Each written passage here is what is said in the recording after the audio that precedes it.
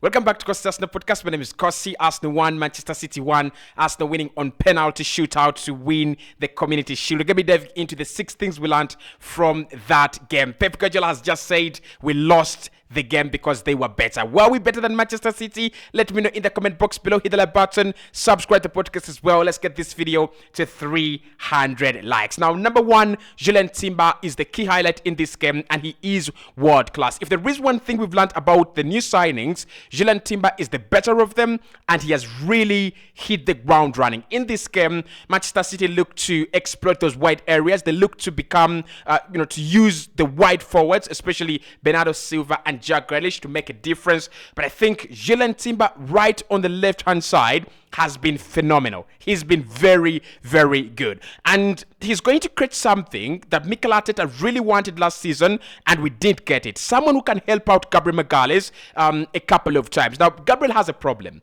He's very good, especially when Arsenal are not under pressure. But if you put him under pressure, if you exert excess pressure on Gabriel Magalhaes, he weakens a little bit. What we have seen with Julian Timber is that he helps out in midfield. He inverts in midfield, helping out with Partey, Rice as well. But when Arsenal need an extra man at centre-back, when Arsenal need that extra player to cover for Gabriel Magalhaes, he actually does it very well. What actually surprised me and what actually really baffles me is how a player can be very good offensively and very good defensively. So, for example, you look at Alexander Zinchenko. Zinchenko is so good going forward, but defensively, yeah, there are a couple of questions to be answered about his performances. It's the same thing with William Saliba. Saliba is so good defensively, but going forward, he's not the best centre-back. But Julian Timber is so good going forward, like, he will make those passes. He will make those groundbreaking passes. And when you turn the coin and Arsenal are not in possession, Arsenal are now having to defend, he's a much better player. He just kept Bernardo Silva quiet. He just kept Kyle Walker quiet. That right-hand side only worked when we took him off. And I think Mikel Arteta has got to ask a question of himself. Why do I bring my best players off the pitch? He took off Rice. He took off Julian Timber. And the moment we put off Julian Timber off the pitch, we actually conceded. So there is a big question to be asked of Mikel Arteta and his substitutions. Why do they come very late?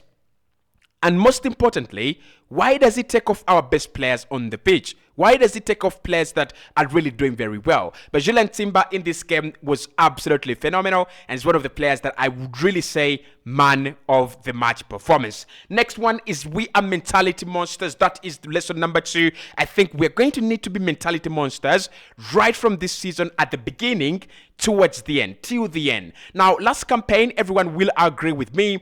Arsenal didn't win the title because of the mentality. Arsenal didn't win the title because maybe Manchester City edged us in terms of maturity. They edged us in terms of wanting it more. They edged us in terms of going for it, even when it was impossible. Even when you feel like, Arsenal were 8 points clear, Manchester City kept on going and going and going. That is being a reality. Sorry, that is being a mentality monster. You don't care about the reality. All you care about is, do we still have a chance to win it? Now, Arsenal going to win this game after conceding very late in the game against Manchester City, after conceding in the 77th minute, for Arsenal to go down and go, we are going to go for it. It is not over until it's over. This is a character of Jurgen Klopp's Liverpool that they displayed when they won the Champions League, when they won the Premier League, and when they won the FA Cup and the Carabao Cup during a period of 6 years, 6 successful years. And I think it is something we're seeing with Arsenal. Last season, we did win a couple of games at the end, but the difference is that we didn't equalize Man City. We didn't equalize Liverpool. We didn't equalize Man United. Or probably we did win Manchester United. The bigger boys literally walked away with points against us.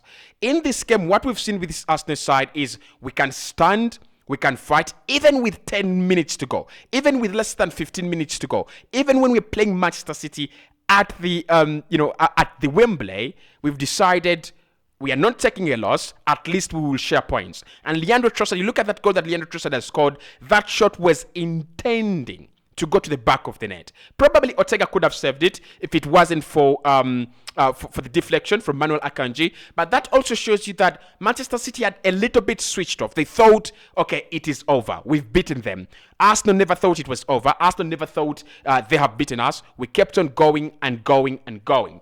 Point number 3, we finally beat Manchester City. It is one of those points where probably no one will actually focus on it. But we have beaten Manchester City. Guys, it's been 8 consecutive losses. 8 consecutive losses. It means we have not beaten Manchester City since 2019 when Nikola Teta was just appointed as new manager.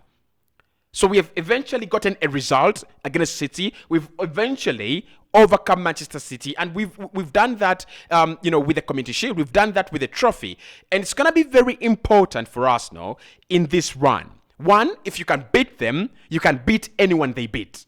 If you can beat them, you can beat them to the trophy. If you can beat them, you can beat them to the Champions League. Because the mentality around the Premier League is that Manchester City are the team to beat. Manchester City are unbeatable. Manchester City are the best team in the Premier League. Are they the best team in the Premier League? Definitely. Are they the team to beat? Definitely. But Arsenal going on to beat them, it first and foremost, it crosses that legacy of we own you. So they no longer own us, right? And now, when we go into games next campaign, the big question is going to be, hey, can we really get the better of Manchester City? Can we really replicate what we did in the Community Shield? It's very important, and I really love the way we went on with that game. Point number 4, Nikola Teta's subs suck. They really, really make me annoyed. I don't know why we concede when he subs players on. I don't know whether he thinks about subbing players on before he does that. Because taking off Julian Timber and Declan Rice, that is the weirdest thing he's ever done as a manager. I didn't understand that. And I know no Arsenal fan is going to understand that. It's time to celebrate, but of course we need to talk about it. Arteta needs to learn that your best players in the groove, players in the move, are players to stay on the pitch, and you have to take off Saka. You've got to take off probably Gabriel Martinelli and introduce better players. You take off players whose game has actually failed. You don't take off your best players. Like if we didn't win this game, he was going to come under so much scrutiny. And well deserved. If he had taken off Timber to introduce Jakub Kiwior, probably it would have been much better, because Kiwior gives you that kind of centre back appearance. That's a kind of centre back presence. But Kieran Tierney, for Christ's sake, in such a game, I think he really, really made a mistake. But the good thing is that we eventually won the game. But for me, Mikel needs to actually look at that. Number 5, we need a centre-back. Now, this is something that Mikel Arteta has got to think about. It's something that he's got to work on. We need a central striker, not a centre-back, sorry. A central striker. We need a central striker. Look, I was looking at these chances that Kai Havertz is getting. These chances that we are creating. If you do not have a good striker, you will not win nothing, right? That is the truth. Yes, centre backs and defenses will win you titles, but goals will win you games. And I tell you what, we need a goal scorer. It might not be this season. I might not see us get the budget, but we need a goal scorer, and we need him ASAP.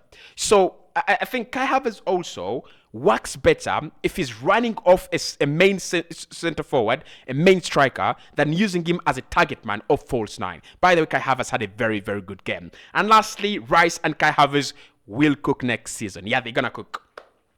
My scare was that maybe Mikel is really confused. Now, I understand Mikel is not confused. I understand that if you want to use them together, you can. Rice and Partey can play together, but also Rice and Havertz will cook next season. What we've seen from Kai Havertz today is the ability to shift from one position to the other in the same game. Brilliant.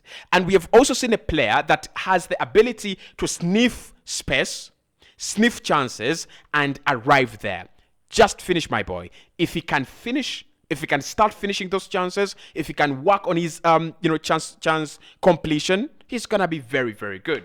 Declan Rice, what should I say? Man of the match in that game. He was balling. Rodri It's time for you to say goodbye to being the best defensive midfielder in the Premier League. You've done it for some time. It is time for that man, Declan Rice. Those are the 6 things we learned from this game. Let me know in the comment box below if you think Arsenal are getting closer and closer to Manchester City, and I'll speak to you right in the next one.